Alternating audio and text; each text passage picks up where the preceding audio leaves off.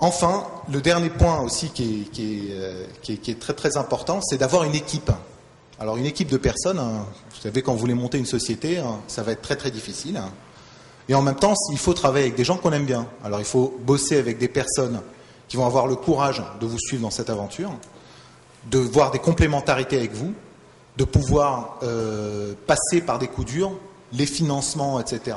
Donc c'est toute une série de choses en fait qui vont permettre d'entourer en fait cette innovation et de pouvoir l'accompagner. Et l'équipe est quelque chose qui est en fait fondamental dans la création d'une société. Donc voilà.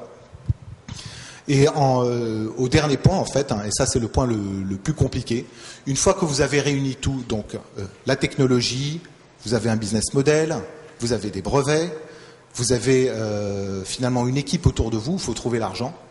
Et là, ça reste en fait un sujet extrêmement compliqué, c'est-à-dire qu'il y a les investisseurs en face de vous, et ces investisseurs-là vont en fait essayer d'éprouver en fait toutes les parties de votre modèle économique pour pouvoir investir dans votre société.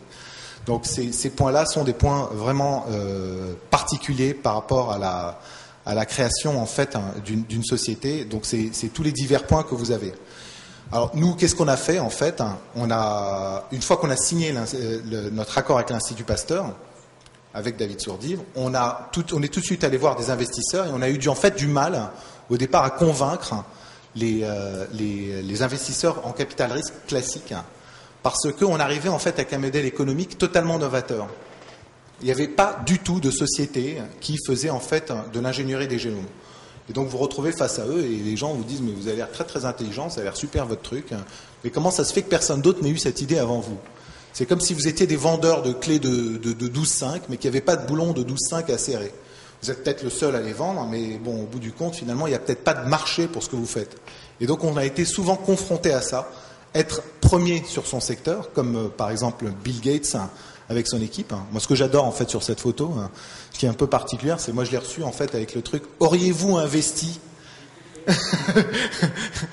Et je pense qu'il y a beaucoup de gens qui se disent bah, s'ils avaient monté peut-être une ferme bio, un truc comme ça, d'accord, mais pour ce que serait devenu Microsoft, certainement pas.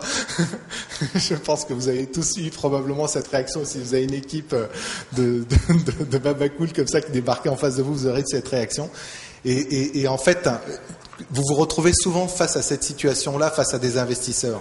Vous avez votre techno, vous êtes les premiers, vous pensez que vous allez conquérir un marché, créer quelque chose de nouveau, etc. Ils vont pas pouvoir le faire. Et là, c'est ce qu'on a eu, la chance qu'on a eue, en fait, c'est de pouvoir trouver un investisseur privé qui a investi, en fait, 4 millions d'euros au départ dans la société et qui nous a permis de très, très rapidement, en fait, pouvoir constituer une équipe et de pouvoir travailler sur ce qu'on appelle le deuxième tour de financement avec des investisseurs institutionnels.